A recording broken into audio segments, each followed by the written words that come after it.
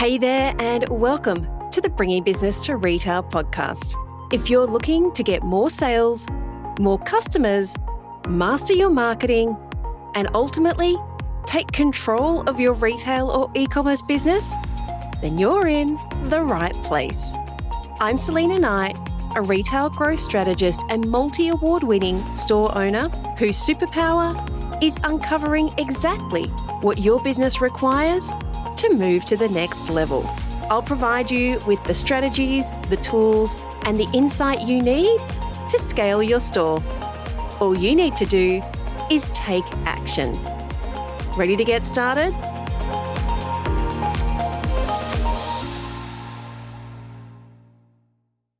Hey there, and welcome to today's episode of the Bringing Business to Retail podcast. Now, if you've been following along for a while, you know that we have been thinking about moving our house. We have been wanting to move closer to the beach and downsize into maybe a townhouse or an apartment. Yes, I feel like I have gotten old, but more importantly, it's just that these days I don't value having to go out and do the gardening and things like that. I want to be able to spend my time enjoying myself more. And we've done a lot to our house and built a lot of equity. And we thought we had found the perfect place back in January, I think this year, to the point where we had literally all three of us had moved in. My husband and my daughter and I, we had mentally moved in. My daughter even went and enrolled in ballet classes just down the road from this house. That's how confident we were that we were going to get this house. It's interesting because the whole time the agent, even up to the day of the auction, the agent was like, "It's just you. There's no one else bidding." And then another person turned up and eventually outbid us. So, the upside of that is we've had a lot more time to be able to get our house ready for sale, because you can't just do it in a couple of weeks. Trust me, when we thought we were selling in 6 weeks, we literally busted our guts to try and get everything done. And months later, it's still not all done. And obviously, the more finished your house is, the better it looks, the more you're going to get when you come to sell.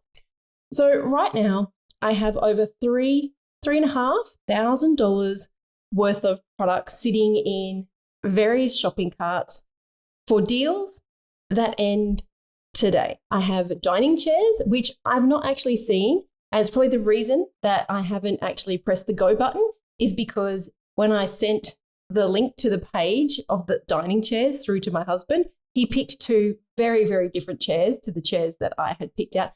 And if you have ever bought dining chairs, you'll know they are not cheap.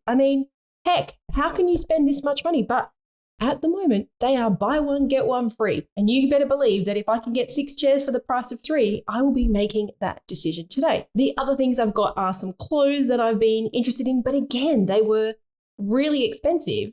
Lots of people would think maybe they weren't expensive. They were more than I was prepared to pay. And this is something we talk a lot about on this podcast is value.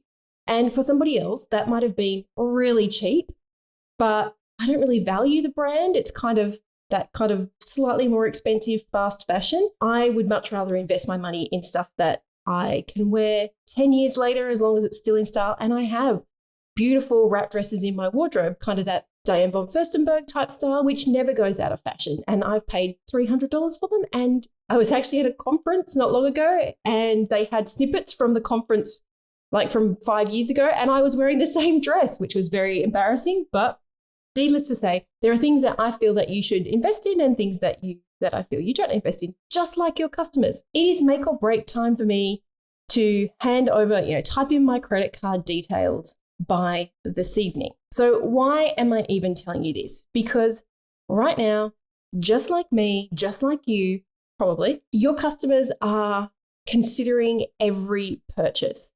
Now, I'm quite prepared to spend $1,500 for a set of chairs, but $3,000? Maybe not so much. And this is not a podcast about discounting. In fact, it's the complete opposite. And it might surprise you to know that in the last 3 months, we have actually doubled our marketing budget. Yep, times are tougher, but we are spending more on marketing.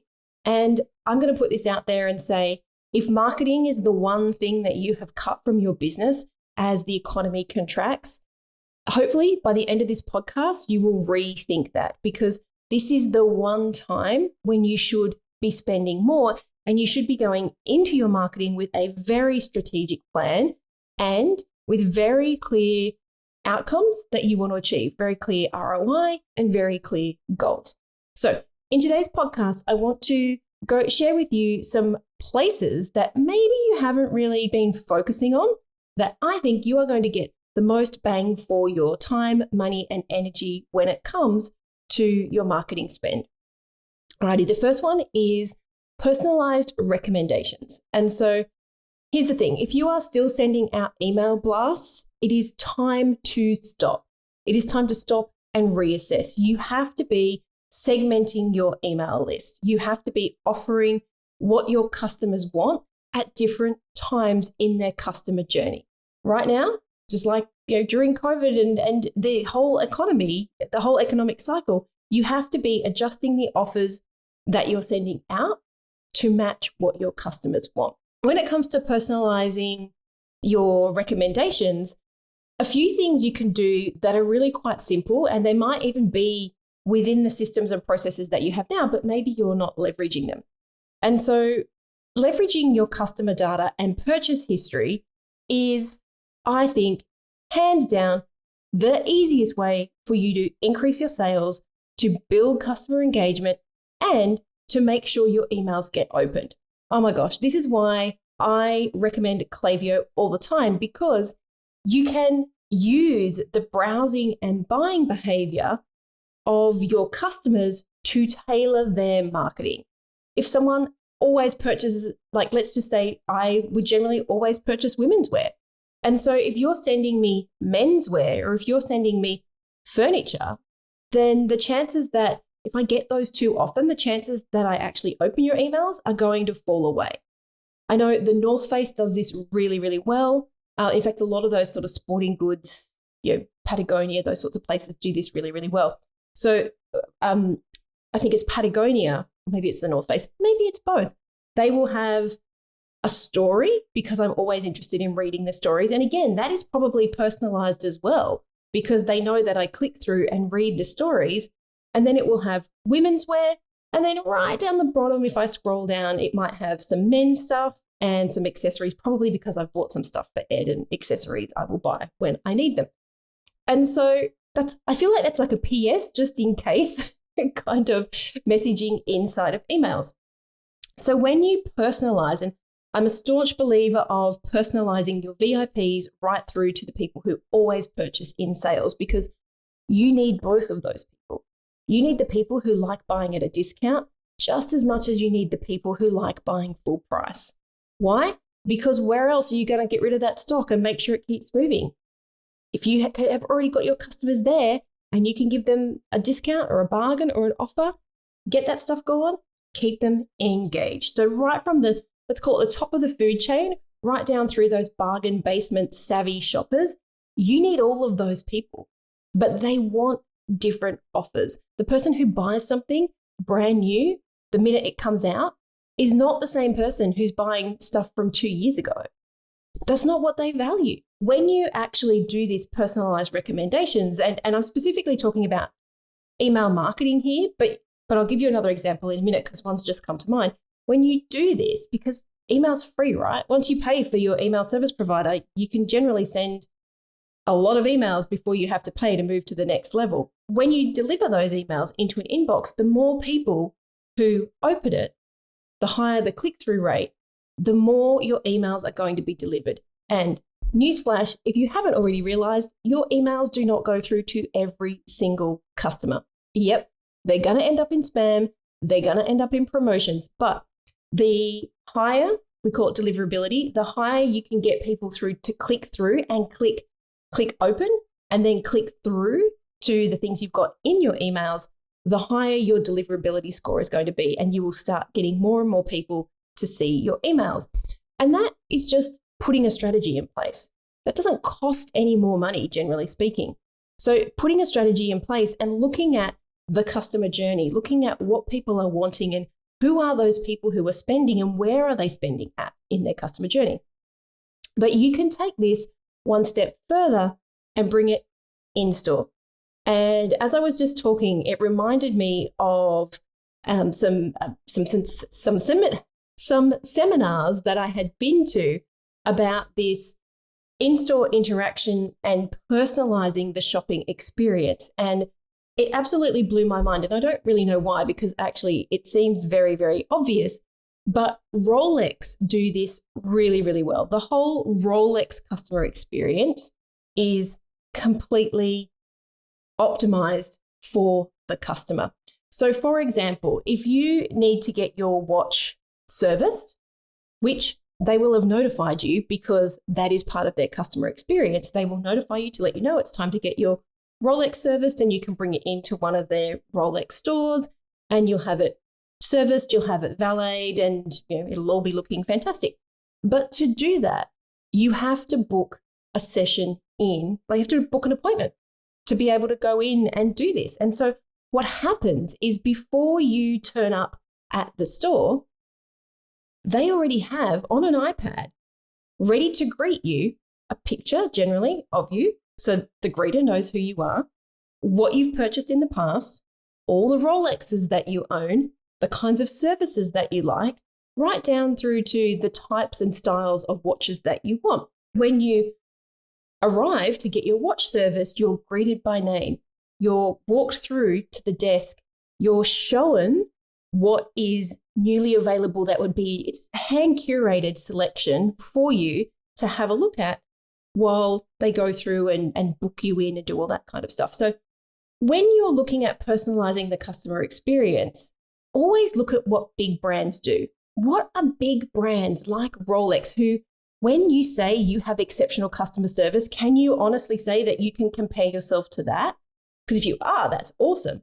But looking at what big brands do and do well, and then distilling that down into a way that you can put this in place in your business. Now, you might not be in a position to be able to have that book an appointment just to come into our store, but maybe you can book in styling sessions. Maybe someone can come and get personalized style advice or get homewares advice if they bring in pictures of their home or they bring in plans. Or if you have the experience, then you should be leveraging that experience because people will pay more for that. And so then it doesn't become about trying to compete with everybody else who's online. It's, well, no, but I'm going to that store because when I go there, I get this personalized service. So if you truly believe that you have exceptional customer service, then what does that look like compared to the big brands? Because what you're saying is we do this better than you. So looking at what big brands do well and distilling that down in a way that you can, as best, put into your business. But conversely, looking at what they don't do well.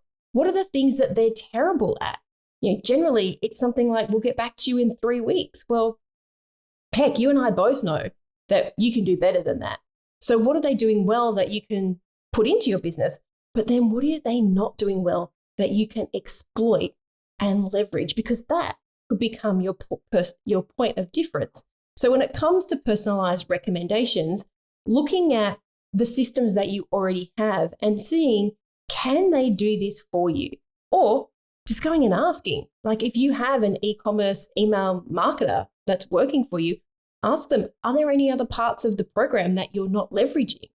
Sometimes the people who work for us haven't thought bigger. They haven't thought outside the box. They're just doing the thing that you ask them to do. So it's kind of up to you to say, look, this is what I want to achieve. Is there something that we can do? Or is there something that we have or something that we can use to be able to achieve that? So the next thing I want you to think about when it comes to getting big bang for your marketing efforts is targeted ads. And when I say targeted ads, I don't mean picking women over 40 who like Target. That's not what I'm talking about. I'm talking about hyper-targeted ads, because when you are hyper-targeted, you will get a reduced ad spend, so a reduced cost per click, a reduced customer acquisition cost. And my favorite things to do are looking at remarketing. So remarketing to your existing customer. So only creating offers for your existing customers, because let's be honest, that's going to be this many people. And so if you're competing against a big brand who wants all women over 40 who shop at Target, and you're just remarketing to people who've been to your website or people who've bought from you before, whose ad spend is going to be higher, not yours, whose chances of a conversion are going to be higher, yours. Does that make sense? Because these are customers who already know and like and trust you and have done business with you before or have been to your website and know that you exist. So you don't have to get over the first hurdle, which is getting people to know that you exist, building that connection. You've already gone past that, so leverage that. The other thing is, oh my gosh, please, please, please, if you're running ads, run dynamic product ads. Because when I was looking for the dining chairs that are currently in my cart, I clicked through on an ad. Here's something that a big business didn't do well. I clicked through on the ad and it didn't take me to the dining chair that was in the ad. It just took me to the homepage of their website. It didn't even take me to the dining chair category. It just took me to the homepage. And I'll be honest, when you are doom scrolling on the internet, sometimes by the time you click through, I know it's a split second, but sometimes by the time you click through and you go to the website, you've forgotten what you were there for. Yep, it happens. Trust me. In the meantime, one of the kids has screamed, something's dropped on the floor. Heck, you just weren't really paying attention. And so if you are running ads, dynamic product ads, that is where you show me a specific dining chair. And when I click it, I go to that specific dining chair. Do not make it harder for me to buy. Now, you might go one step back and just say dining chairs, in which case you would send me to the category page. But don't send me to your homepage because there's a good chance that I will just click straight out of there because I've forgotten what I even came for, or you just made it too hard. And the other one would be abandoned carts. Yes, if you are not leveraging abandoned carts, then you are leaving money on the table because the stats I found said about 70% of people abandon carts, but I'm going to go and say what I am seeing from the clients that we work with, the retail and e-commerce stores, is that number is up at about 80% at the moment. And I honestly think that is because people are window shopping. People are putting things in their cart to make them feel better without having to spend money, whole psychological neuro thing, getting the dopamine going, or they're putting things in their cart in the hopes that there will be a sale or an offer that comes their way. In my case, I put it in the cart because I'm still thinking about which one of those chairs I want to buy, considering I won't be able to see them. I can't get to a store before the sale ends. And I'm actually at the point where it's like, well, I like two of them. Do I just buy 12 chairs, 6 of one and 6 of the other, as long as I know that I can return them if I don't like them in real time? So they're sitting in my cart so I don't forget. But strangely enough, this is a big brand. They have not sent me a reminder to say that those things are in my cart and the sale ends today. And I, mind blown. How does a big retailer, a multi-store retailer who has a marketing team, how have they not sent me an abandoned cart email? Because I have $3,000 worth of $3,000 worth of stuff sitting in there. It's the same with the clothes that I have in the cart. I haven't received a reminder about those either. Again, big chain. So something as simple as doing this is an easy way for you to make more money and to increase the customer experience and remind people that they might want this thing, because I want those things, but I'm here recording a podcast and then I'm going to go for a walk. And when I come home, I might have a cup of tea and then boom, tomorrow, and I've forgotten about it. So stats say around 70% of people abandon carts. I'm going to say at the moment, I think that number is up as high as about 80%. And if you can just claw back 10% of those people from some automated emails or from some retargeted ads, why wouldn't you do that? Because all that's going to happen is you're going to end up with more sales and you're going to spend a lot less in marketing. Alrighty, the next thing I want you to think about is interactive experiences. What do I mean by that? Well, one of the big retailers here, Kmart, has just brought in AI where you can see furniture in your room. So you pick the furniture and you shine your phone at wherever you want the chair or the piece of furniture to be, and it superimposes it in there. So it gives you a bit of an idea of whether it suits your style, whether it's the right size, all that kind of stuff. And once upon a time, this was only in the realms of enterprise customers. But these days, the stuff to do this is dirt cheap. We're talking just put an add-on onto your website and boom.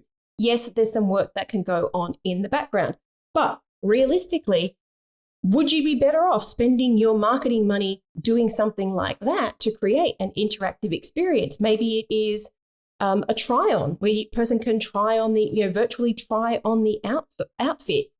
Is that something that you would be better off spending your marketing on rather than potentially paid ads? Of course, you need to tell people that you have this, but if you are spending money and not getting a result, interactive experiences can be one of these really great ways to get people to buy, and on top of that, to reduce your return rate. I love AI. There's so many AI programs out there for less than $100 a month that are going to allow you to do things, especially in the fashion area, to do things like virtual try-ons and see furniture in the room. But you can expand this out. Think about things like product demonstrations. You can do those in store. You can do those on a Facebook Live. You can stream them from your store if you've got that.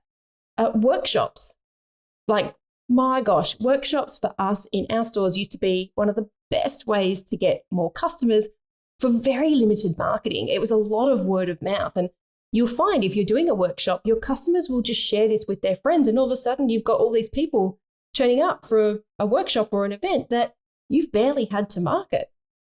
So giving customers the opportunity to get hands-on with a product is always great. But interactive means lots of things to different people. And for me, what I'm seeing a lot more of is gamification. So gamification in app or on website. And, we all used to have the little spinning wheel where customers could come in and spin and they got 10% off, that whole Sumo plugin. But now brands are getting more and more sophisticated. So I know that here in Australia, Temu was sort of pulled into line because they were gamifying the app experience. And I hadn't seen it. I went to the website and I couldn't really see it, but on the app, it was like gambling. It was literally from, spin the wheel, get the coins, all the coins dropping down. And then if you go to this page and you buy this thing, you'll get double the amount of coin. It was actually very confusing because what it did was it brought up some things that my daughter had placed in her cart. And I was like, oh, well, we'll get those things, but they didn't qualify for coins. But if I bought 4 things, it qualified for more coins. And it was all about the coins, but I was very, very confused because I had no idea what the coins were even getting me. And so that is the bad version of gamification. We gamified our course experience inside some of our courses. And what we found was our engagement rate went up dramatically to about 95%. 95% of people were clicking on the buttons to get the points to be able to unlock bonuses. And these were cool. There were no coins. It was just basically if you did the work, you got the points and the points unlocked new content for you, some bonuses, all that kind of stuff. And so thinking about how do you gamify, and I'm not going to give this one away, but one of our 5X clients just gamified the whole sale experience. So she had a once a year sale and gamified it. I'm not going to give that one away because I want her to tell you all about that one. These immersive experiences drive sales, but what they do even more than that is they foster that deep connection between your customer and your brand. They're going to remember that's the store that X, that's the store where I went to that workshop, that's the store where I went to the website and I spun the wheel and got the thing. That's the store that when I called, they knew exactly what I had ordered and they organized my return. That kind of stuff is the thing that brings you back customers. So when you're spending your marketing dollars, think a little bit outside the box. It doesn't just have to be paid ads. That brings me to my last suggestion when it comes to where to spend your marketing money so you can get some results. And I am seeing a lot within our own retail and e-commerce store owners inside of our programs, but also in a lot of Facebook groups, people prioritizing or stores prioritizing loyalty programs. But here's the thing. They're taking off-the-shelf programs which trade dollars for dollars. And so what happens is your profits go down. And I'm not about sending profits down. I am about getting profits up. And so I don't want you to market at the expense of profits. And so when you're looking at a loyalty program, you have to build a loyalty program that your customers value. Because when you just make it dollars off, what that does is encourage what I call free pull. Those people who will just take whatever is free. They'll always be the bargain basement hunters. They're not brand loyal. They are just out there trying to find the cheapest thing or the biggest amount of quantity over quality. And when you have those free pull, then what ends up happening is your customer lifetime value goes down, your average order value goes down, the profits all go down. But if you build out a loyalty program that your customers value and want, it does the opposite. What it does is reduces your customer acquisition costs, and it reduces the amount of time between purchases, reduces your churn. So it's like a double win if you can build a loyalty program that your customers want that isn't based off of dollars. So things like incentivizing repeat purchases rather than amount, how many times they purchase. Reward the customers who are loyal rather than the free people, the people who are coming in and will never buy from you again, and you just gave them free shipping or $10 off. Why is that fair? And I totally appreciate that we give something to get something, but if you haven't structured your offers to meet your best customers with where they're at, it's just going to end up costing you money. So you want to be able to reward those loyal customers for their continued support. Offer perks.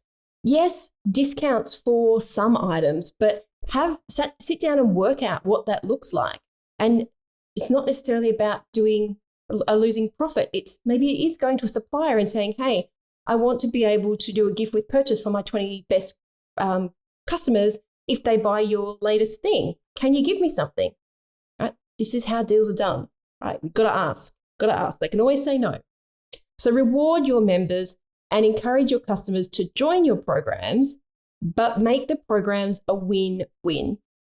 So when it comes to loyalty programs, don't offer dollars for dollars, dollars off for dollars spent, because I don't believe that builds customer loyalty. Maybe it does for you, but at the expense of your profits. And I want customers who will come back and shop with me because they value the business rather than just a discount. And I still, to this day, my go-to for rewards loyalty programs is Princess Polly and Sun Goop. They do a sunscreen one. They do a fantastic loyalty program as well. And their loyalty programs are built with things like meet the makers and meet designers, and you're getting access to these people. And it might just be like a meet the maker where you get to come onto a virtual meet the maker masterclass, things like that. If you're taking the easy way out and just getting an off-the-shelf program, which is someone spends $100 and they get $10 off, how is that fostering your customer engagement and fostering your profitability and customer loyalty or brand loyalty? Instead, should you maybe be investing some of that marketing money that you've got put aside to building out a slightly more customized or a much more customized loyalty platform that will actually get your customers to stay? So just recapping those 4 places that you could be spending your marketing time, money, and effort and getting, in my opinion, a much better return is those personalized recommendations, targeted ads that aren't all about conversions. At the end of the day, if you're trying to just get someone to buy what you're selling and not looking at the customer journey and the customer funnel, conversions are expensive. I will tell you that now. Conversions are expensive, and quite often they rely on repeat buys for you to be profitable. So looking at those targeted ads, things like remarketing, abandoned carts, interactive experiences, and gamification inside of your business, both online and in-store, and also loyalty programs that aren't just dollars off. Oh my gosh, that one, if you haven't worked out, I'm pretty passionate about. So the one thing that I would avoid doing when the economy contracts, and I've been through this before, I've been through the GFC, which went for years. The one thing I would say is cutting back your marketing budget is the complete opposite of what you should be doing. But the strange thing is, it is probably what your competitors are doing. And so if you're spending more money while they're contracting, you get a bigger piece of the pie. You get more of those customers. You have this opportunity to bring those customers into your store and keep them. Because when times are good and customers are spending like they did in COVID, you don't need to spend as much money to get the same amount of sales. We all know that. During COVID, you could just pop on Instagram and people would give you money. Not so much anymore. But when everyone is fighting for this pool of customers' dollars and those discretionary dollars, you have to be in the game to be able to get the sales. Hopefully today's episode has given you some insight into what I believe are the best places for you to spend your marketing dollars to get the results that you want. Thank you so much for joining me here on the podcast today. I can't tell you how grateful I am for giving me this opportunity to be in your ears and in your brain and in your space to be able to share these strategies. And I would love it if you could let me know which one of these you implement and the results that you get. Alrighty. Thanks, guys. So that's a wrap. I'd love to hear what insight you've gotten from this episode and how you're going to put it into action. If you're a social kind of person, follow me at TheSelenaKnight and make sure to leave a comment and let me know. And if this episode made you think a little bit differently, or gave you some inspiration, or perhaps gave you the kick that you needed to take action, then please take a couple of minutes to leave me a review on your platform of choice. Because the more reviews the show gets, the more independent retail and e-commerce stores just like yours that we can help to scale. And when that happens, it's a win for you, a win for your community, and a win for your customers. I'll see you on the next episode.